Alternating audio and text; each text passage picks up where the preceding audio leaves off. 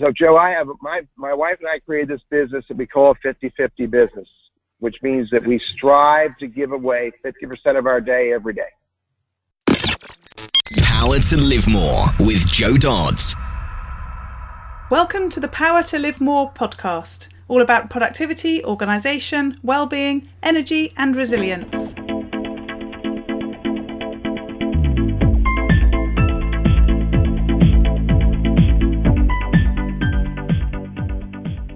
I'm Jo Dodds, and I started this show to enable interesting people to share their stories about how they use their power to live more, and by that I mean to do the stuff that they want to do more than the stuff that they need to or should do. It's about creating a life for yourself where you have the energy, health and space to be happy and fulfilled, spending your time as you'd like, whether that be at work, home or somewhere else entirely. That's your choice. Hello, my name is Ellie Dodds and I'm co-presenter. And today Joe is interviewing Teddy Burriss of Burriss Consulting Inc. Teddy and Joe met via the power of the internet, LinkedIn specifically, as will become clear in a moment. Teddy is a LinkedIn coach, trainer, consultant, public speaker and author. In 2005, Teddy embarked on a new role as a business development professional. During this work, Teddy discovered the power of LinkedIn as a business tool, which he used to become even more successful in his sales role. Teddy's purpose is leading teams of employees in the adoption of the best practices of using LinkedIn as a business tool. Teddy has been doing this work since late 2009 through hundreds of seminars, workshops, webinars, and one-to-one coaching classes. In early 2015, Teddy developed a LinkedIn professional development program, developed to guide and support teams of business professionals through learning and practicing the best practices of LinkedIn. Teddy also enjoys providing one-to-one coaching to individuals who want to improve their use of LinkedIn based on their unique purpose and goal. These sessions are rewarding for Teddy as well as his clients. Back to the studio. Today I'm interviewing Teddy Burriss of Burriss Consulting Inc., which might give you a bit of a clue as to where Teddy is. So hi Teddy, thanks for joining me. Good morning, Joe. Thank you very much for inviting me in today. Really looking forward to speaking to you. So let's start by you telling us where you are in the world. So I am in a community in North Carolina called Greensboro, Joe. It's I'm not sure how big. It's a good-sized community, maybe 70,000, 80,000 people. It's pretty active in finance and marketing. I've got a baseball team right downtown. So I'm in Greensboro, North Carolina today. Lovely. So tell us what you do in Greensboro, North Carolina. So I'm my business, Joe, I tell people that I am a LinkedIn coach, trainer, public speaker. And what my purpose is to help individuals, primarily in business, but also in career transition, learn how to use LinkedIn in a meaningful way to create real value for them and or their businesses. Lovely. I occasionally do a bit of LinkedIn training, and I was trying to run a webinar yesterday, and I'm sure you will be aware that LinkedIn wasn't working. Yeah, I saw that. I saw some tweets about that. Very frustrating. So tell us where you do your work. Do you work from home? Do you have an office? Oh, that's a great question, Joe, because I'm a little different than most people. At least I think I am. I do have a home office, and my wife has an office in our home as well. It's a different room, so she gets some distance from me when she wants it. But I don't have a brick and mortar office. I work predominantly from coffee shops, cafes, public spaces. I share some office space with some other business professionals in another town in North Carolina where I work, and I do a lot of work from my clients' offices, and in some cases from their homes, because I do a lot of one-on-one coaching. Bottom line, Joe, I can do my work pretty much anywhere in the world. Lovely. I was on a radio show today and we were talking about focus, and I was talking about the app, I don't know if you've used it, Focus at Will, where you can play music and various different types of music whilst you're working. And actually one of the options on there is coffee shop sounds. Have you ever used anything like that when you haven't been in a coffee shop? Well, I just wrote down, Teddy, look for Focus at Will app so that I can go check that out, because I do like working in public spaces. I like the people, of the motion, of the aromas of good food and good drink. And so I will look for that app because it sounds interesting. Yes, that's interesting. Yeah, I was saying to the everyone was giving me sort of incredulous looks. What do you mean coffee shop noises? And I was saying that there are people, like you, who like that environment. And it's not something that I feel I need. However, I do find when I am in public places working, I am so able to focus, because I don't know, what do you think it is? Is it just because you're not talking to everybody, but you can hear conversations going on, but you're sort of in your own little cocoon? I don't know, that's how it feels to me sometimes. So what helps you when you're in that situation to work? Well, I can relate to that, because if I have a task to do, if I know I need to write this blog post or finish editing this or finish editing an article or whatever it is that I'm working on when I'm by myself, I can stay focused to what I want to do and even still hear the chatter or the chirp behind me. And I won't, normally when I'm focused on my task, I don't look up a lot. I don't look up to see who's there or what that is, or I just keep staying true to my task. It's a challenge, but if you want that environment, you have to be able to manage the challenge. Yes, yeah, that's true. So tell us a bit about how your day runs. Do you have a sort of setup to the day? How do you decide which coffee shop to go to, and how does your day then run? Well, where I end up depends on where my meetings are for the day. Today I had a 10 o'clock, actually an 8:30 appointment in Greensboro. So I decided that I was going to come to the coffee shop in Greensboro. It's called the Green Bean. And someone said, hey, Teddy, I want to meet with you Tuesday morning. I said, meet at the Green Bean, because that's where I'm going to be. So where I go is generally dependent on where my big task is for the day. But my normal day for me is pretty ad hoc, which means, my day is dependent upon what my clients want, when my coaching sessions, when my webinars or seminars are. However, Joe, I do strive in the mornings when I get up to do three things pretty deliberately. Number one, drink 20 ounces of water immediately when I get up. I really try to do that every morning. Haven't found the real healthy value behind that, but it feels good to hydrate myself first thing in the morning. Yeah. Number two is on Monday, Wednesdays, and Fridays, I try to spend an hour to hour and 20 minutes in my workout room in my home, where I have a treadmill, free weights, a weight bench, and I try to do my stretches, a little bit of yoga, my free weights, do 30 minutes on the treadmill, and do 10 or 15 minutes on the bench. And my goal, Joe, is very deliberate. I'm not trying to lose weight, even though I know that would be beneficial. What I am trying to do, Joe, is as a 58-year-old moving into the second half of my life, I'm trying to stay nimble and flexible. Yeah. And then the third thing I do is if I'm not working out in the mornings, then I try to stop and write 200 words as the second step of the morning. So is that the days when you're not? So that's Tuesdays and Thursdays. You write instead of exercise. Yeah, and maybe Saturdays. Sometimes on Saturday morning I'll get up if my wife and I don't have an errand to run, and I'll try to write 200 words. And does it matter what those 200 words are? No. So I'm not a content calendar guy. I don't live by content calendars. What I do is I live by what I hear. I write based on what I hear and see.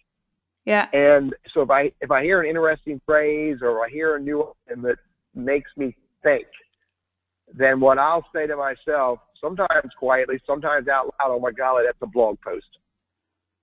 Yeah. And then I'll write that down on my list, and then that'll be the next thing I write about.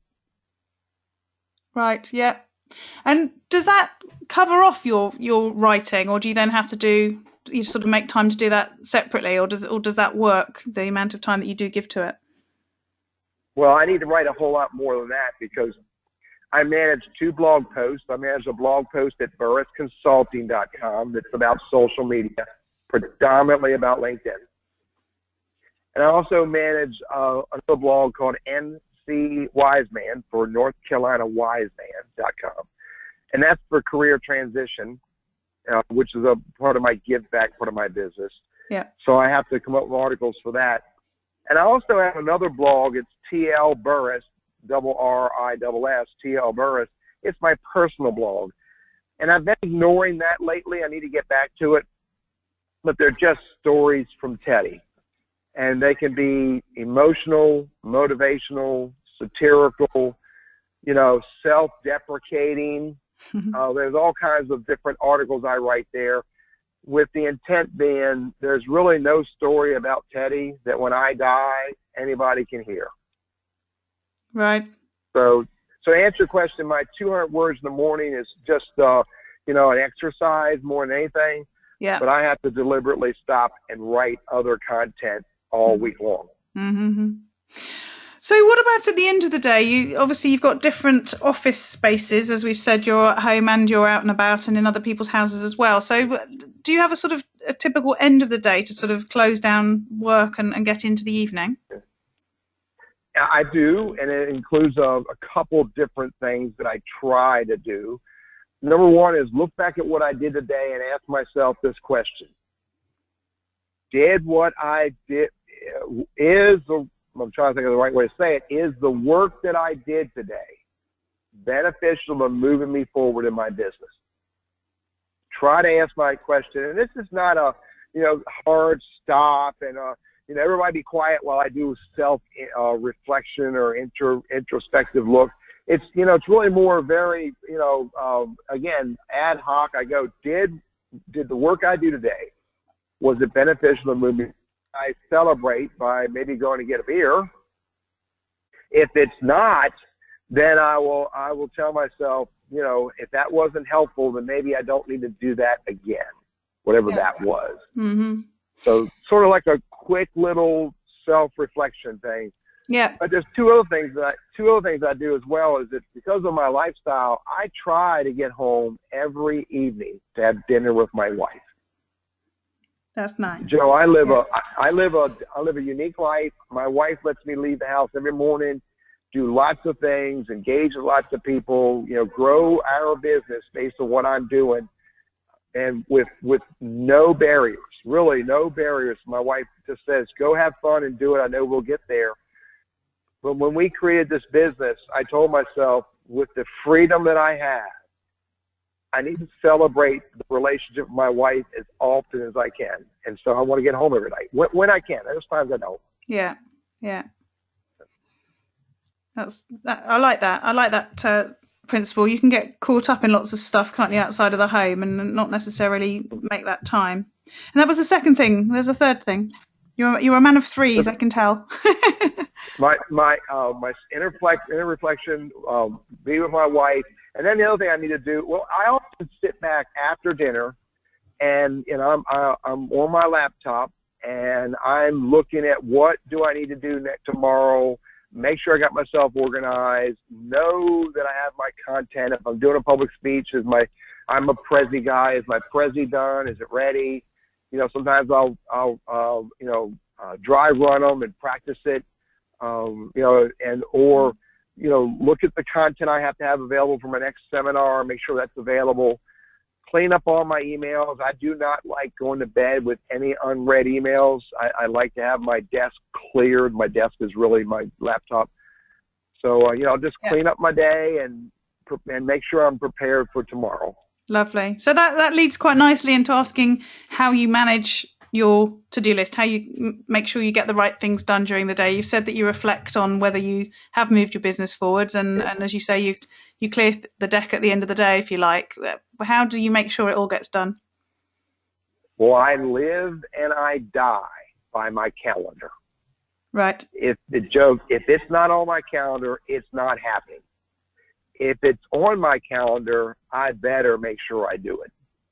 And so, when I have to, all of my public activity, my meetings, this call with you was on my calendar. I have a 30-minute alert and a 10-minute alert.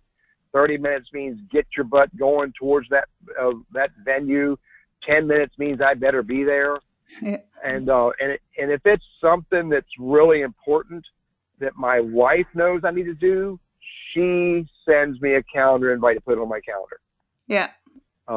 And so I live and die by my calendar, and that's how I keep track of the things that I need to do. I don't track the minutia. I don't track the little things. I track the big things so that I can make sure they get done. And the little things happen as the day goes on. So do you keep a list of the little stuff anywhere, or is it, as you say, just as it comes? Well, there's something. I'm an Evernote guy. I love my Evernote app. Yeah. And so I have a to-do folder in there. Yeah. And, once or twice a day, I'll, maybe add something to it or take something or do something that's in there. And a couple times a week, I'll look at it and make sure there's nothing on there that's critical. And, some of that minutia can wait till Friday. Some of it can wait till next Monday, and I'll just leave it in my to-do folder in Evernote. So, some of the, and now I also have this too, that if I have to go to the bank or I run to the grocery store, I'll literally put those things on my calendar because they're important to me and my wife. I may think it's minutia, but my wife thinks it's important, so I'll treat it respectfully. I love that. There was an article on the web a while ago. I've seen it flying around again since, about the couple who got divorced because he didn't put the cups in the dishwasher or something like that. And the whole premise is, he didn't see the point until after it had all gone wrong, that actually that one small thing was making a massive difference to his relationship. And that sounds like you've thought that one through too. I'm not misleading you to tell you I'm perfect, but I do try. And after 38 years, I'm not going to screw this up. Brilliant. So you've talked about Evernote. What other tools or apps do you use in your business? Well, my primary apps are, I'm a Google Suite guy. Yep. It used to be called Google Apps. In the public realm of free, it's called Gmail. But I'm a Google Suite guy. I use the calendar, the contacts, email. I use groups. I have a YouTube channel on there. And I use Google Docs, so for word processing and spreadsheet and lots of forms. So Google Suites is my most highly used business app that I use today. And the second one is Evernote. And Joe, I'm working on book number 3, and I've written 2 books in Evernote. Yeah. And did all the writing, all the editing in Evernote, and then I pull it all together and bring it into a bigger word processing program for formatting. So I love my Evernote. Yeah. I'm also a Slack guy. I'm just now starting to use Slack. Are you using Slack? I am, yes. Well, on and off. I've used it in certain places, and then it's all gone a bit quiet. But I've just joined a local one. Kent is the county I live in the UK. Kent Marketers. So that's got all enthusiastic again. So I do like it. I have to say I do tend to be less than into anything that interrupts me. So Slack's a bit full on for me. Well, Joe, that's important. I'll tell you, in that context, the world of notifications, I would wager that you and I are similar, that we're connected to lots of different things, lots of social footprints, email, YouTube, et cetera, et cetera, et cetera. I turn off all notifications. Yeah. My phone does not beep when I get a Facebook message, a tweet, or a LinkedIn message. My desktop does not go flashy when somebody sends me an email or does something on social media. I turn it all off. Yeah. What I do is I'm responsible to myself to go to those different places and look and see what conversations are going on that I need to get into during the day. And I will intentionally go to Facebook, LinkedIn, Twitter, my primary spot. and YouTube, and look and see what's out there that I need to engage on. And I'll do that 2 or 3 times a day pretty intentionally. Yeah, I agree. I'm much the same. I don't even have my phone switched on, which is perhaps not such a good one. I like when you talk about the Google Suite. I use that quite extensively now. Did you decide to do that as a particular move, or has it sort of grown on you? So the reason I asked that is I have used Gmail and the contacts and the calendar for a long time, but the actual Google Docs, I was in the past very much a Microsoft Office person, and I'm finding that I'm increasingly using Google Docs, and I'm increasingly getting frustrated with having to go and open documents on my computer by, waiting for it to fire up and everything else, whereas the Google Docs are just there. And I think I was quite resistant to Google Docs to begin with, but I think I'm finding them so much more convenient that I'm, transitioning. How did that go for you? Well, it went well. I spent almost 30 years in the IT world, highly connected to the entire Microsoft footprint. Yeah. And in 2010, when I started my business, I decided that I wanted to be more mobile, and I also decided I didn't want to spend $400 for Microsoft Office either back in those days. Yeah. And so I started teaching myself Google Apps and evaluating it and getting comfortable with it. And so now today, Joe, it's really cool because I have an old MacBook Pro in my office upstairs. I have a MacBook MacBook that I carry with me. I have my iPhone and I have an iPad, and I can get, and by the way, another important tool that I have is Dropbox. Yeah. Okay.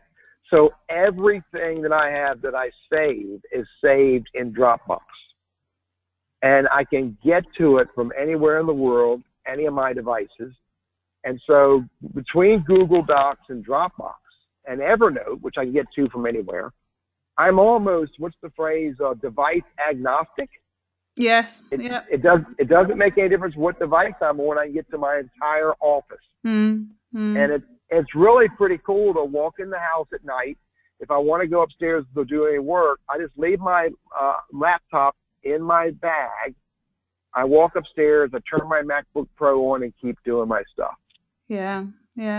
So and then one more really important thing about Google Docs or Google Suite is that I have business partners that I work with, including my wife and another lady who does work for me. And it's so easy to share documents. It's so easy to collaborate.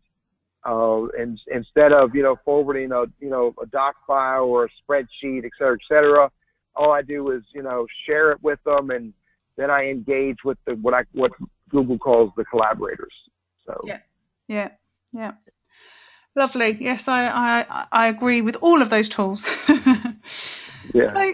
So let's think outside of the work a little bit and think about things like keeping healthy. You've already talked about your exercising. What do you do to be healthy, to relax, or when you're not working? What sort of things are you doing? Well, I don't do a good job at that, Joe, and I just publicly made that statement, but it's real. I don't drink any sodas. I don't like that sugar intake. I'm a water, coffee, orange juice, beer guy. And I know beer is the least of the useful ones in that mixture of stuff I drink. But and as far as food, I really I don't eat a lot of fried food. I don't go to any fast food restaurants. But I need to eat better fruits and vegetables. But so I know I can improve that. But I do applaud myself in some regards that I'm not doing all the bad things I could do. Well, especially if you're in coffee shops every day, you must be tempted by the lovely pastries and things.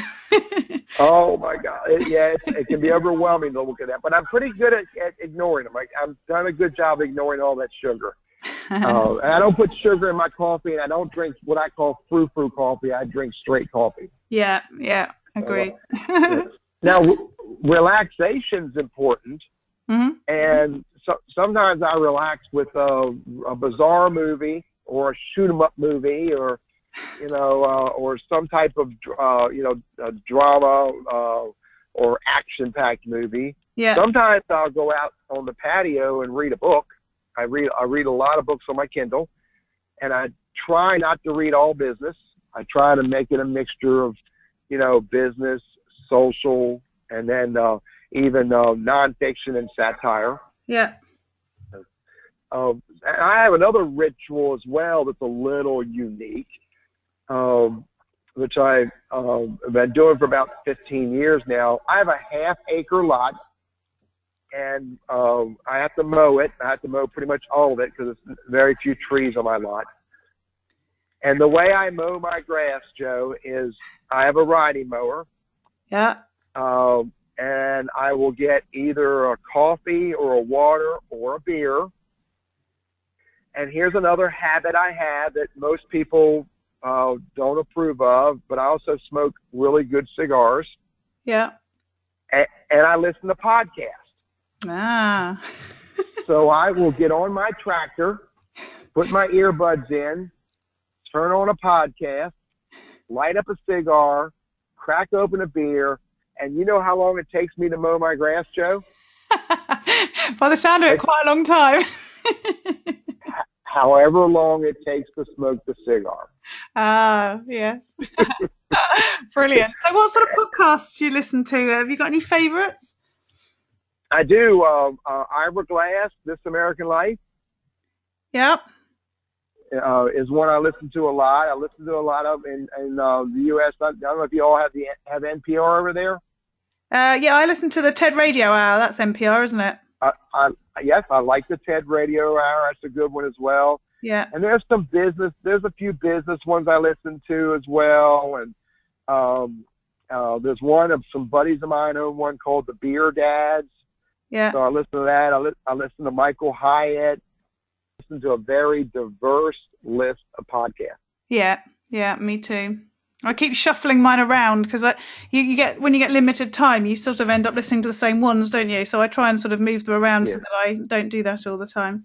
So what about learning and improving yourself? You talked about reading, you've talked about podcasts. What sort of things do you do to sort of move forwards? I mean, you talked about how you reflect on that each day as well to see if you've moved your business forward. So I guess you're constantly improving and learning things. How do you do that? Well, Joe, there's a couple of different ways you can do that. One is self-study, find stuff you want to read and articles, and read all the content that's relevant to who you are and what you do that you find on, again, blogs, social media, YouTube channels. But there's a way more powerful way that I grow. I strive to make sure that I'm in a room of people who are way smarter than me. Yeah. So I'm a member of a couple different groups. I'm a member of a group called TCC, Triad Coaching Connection. There's about 50 coaches across all areas of coaching, life, career, business, health coaches, and listen to their ideas and their philosophies and learn from them. I'm also a member of ATD, Association of Talent Development. Mm-hmm. So I hang out with talent developers, professionals who know how to teach, they know how to share knowledge and engage and encourage. That's really rewarding for me to learn from them. And I'm also in a book club with 25 other professional men, and I get to listen to their ideas and their philosophies and learn from them. So my point is, there's lots of ways to learn. The most enjoyable for me has been hanging out with smart people. Yes, yeah. So your book club, is it business books or is it fiction as well? It's across all areas. It's been predominantly not business.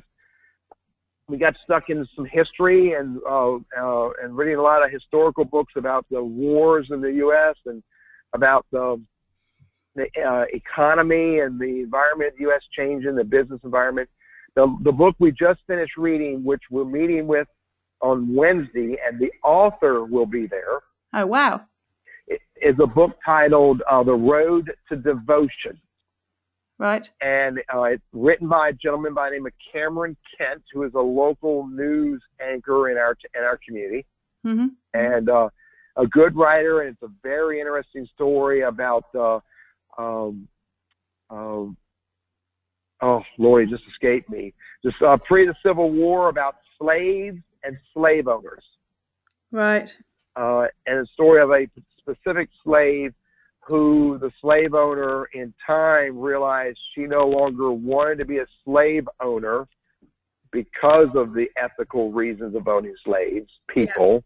Yeah. And she helped the slave escape because she no longer wanted to be a slave owner. And the really interesting thing about this book group that I'm a part of, book club, is we read a very diverse set of books. Yeah. Well, it sounds like this is definitely one where all of you will have read it by the time you get there, if the author's coming. Yeah, I did not want to be there if the author was there if I did not finish reading that book, so I made sure I set aside time to do it. Yeah, exactly. Yeah. So tell us a bit more then about books, films, music that you recommend for learning or inspiration or just enjoyment. Anything that you'd recommend other than obviously what you've shared already? And in regards to books? Yeah, or films or music? Well, so in regards to books, I'm a leadership coach, Joe, and I use that skill set to help me grow my business and help others use social media. It's really an interesting dynamic to take my leadership skills and apply them to the use of social media. Yeah. And I developed my leadership skills by reading books by Ralph Waldo Emerson. He wrote a book called Self-Reliant. Yeah. And he wrote a couple other really good books. I've read books by Dale Carnegie and actually studied Dale Carnegie. Two very powerful, life-changing books. If you read them completely and absorb the words in them, which is a challenging task sometimes. But Dale Carnegie wrote How to Win Friends and Influence People. Yeah. And the second book that he wrote that I really got significant value from is How to Stop Worrying and Start Living. Very powerful. Yeah. I've read the first, not the second, so I'm going to have to add that to my long list of books that I need to read as a result of this podcast. Yeah. But I've also read books by Derek Silver. I've read books by Keith Ferrazzi, Mark Schaefer, and lots of other people with different ideas. The magic is to read, a broad spectrum of diverse books and listen to what you hear from them and figure out how you can apply what you heard or read. How can you apply that to your life and then your business? Yeah. Now, as far as music, I'm not a big music, I'm not a big fan. I'm not not knee deep in music and know all the artists and know all the songs and know all the genres. But what I am is this, again, diversity.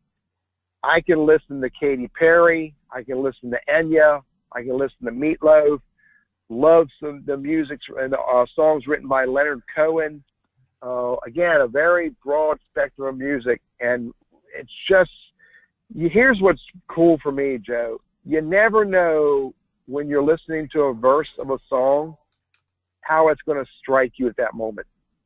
Yeah. And what it's going to make you think about. So diversity is what's all important to me. Yes. Yeah. And you talked about films earlier, and it sounds like that's pretty much the same as well, a diverse range of different types of film. Yep. I can go from a war movie to a love movie, and and I can go from a comedy to a documentary, and yeah. Much the same as me. I'd always say I have an eclectic taste in so many things. Netflix series. Sorry, say that again.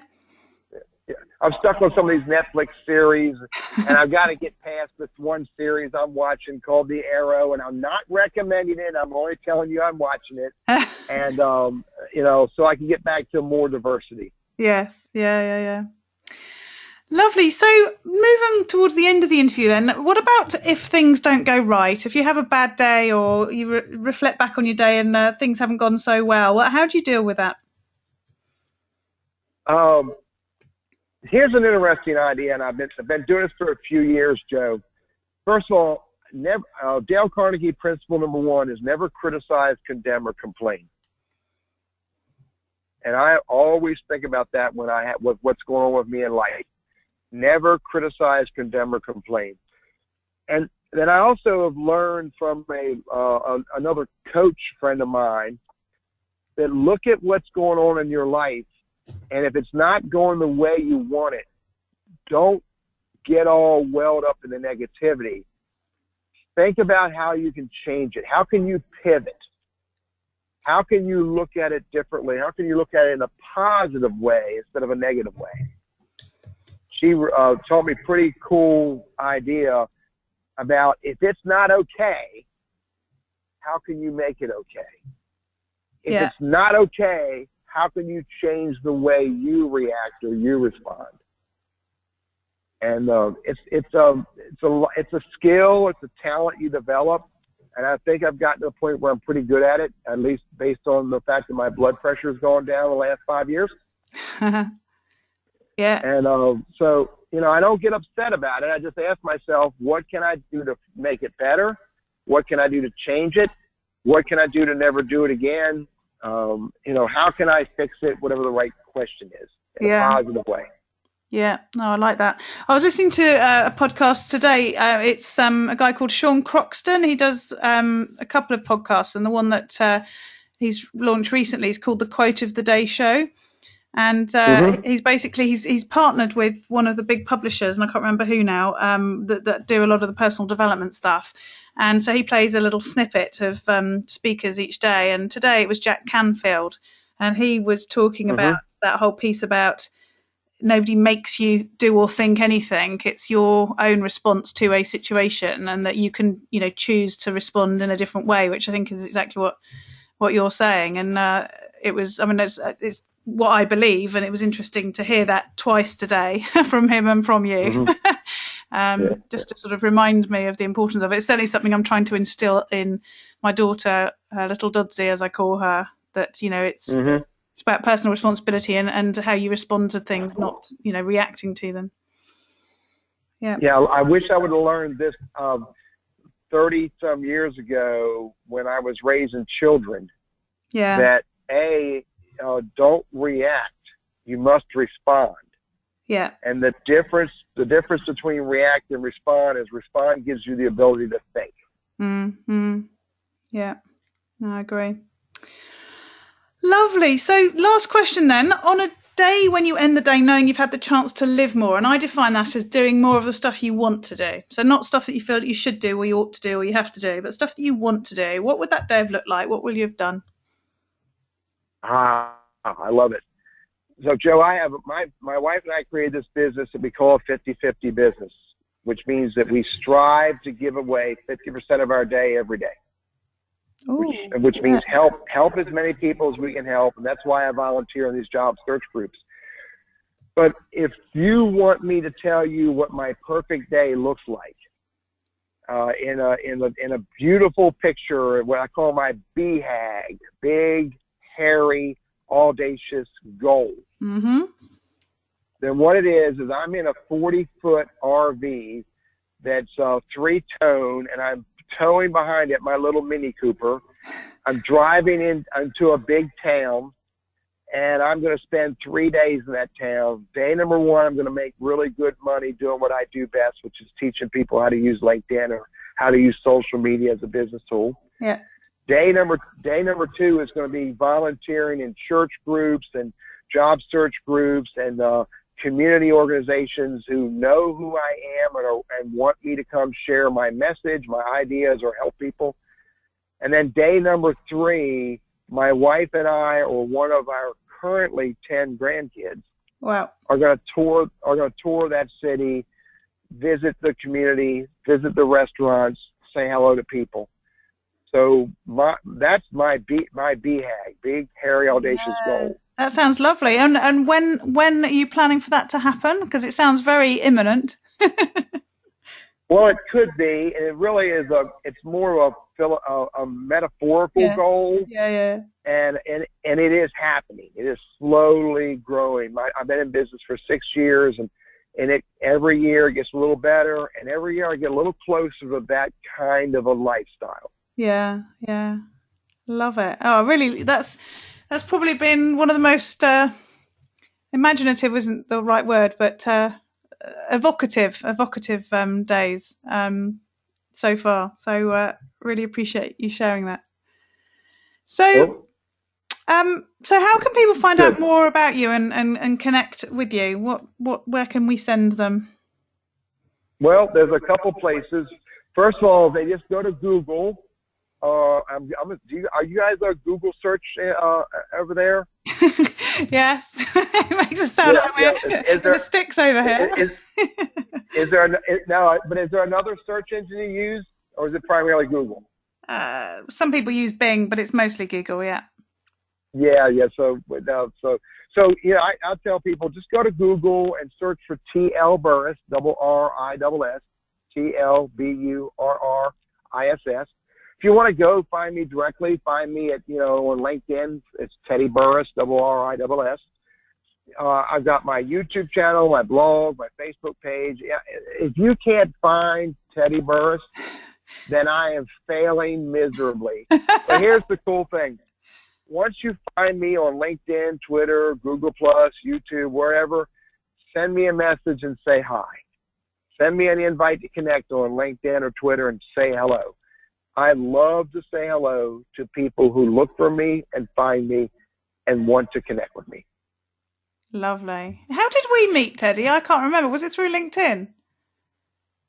It may have been in the early days when we were practicing and studying.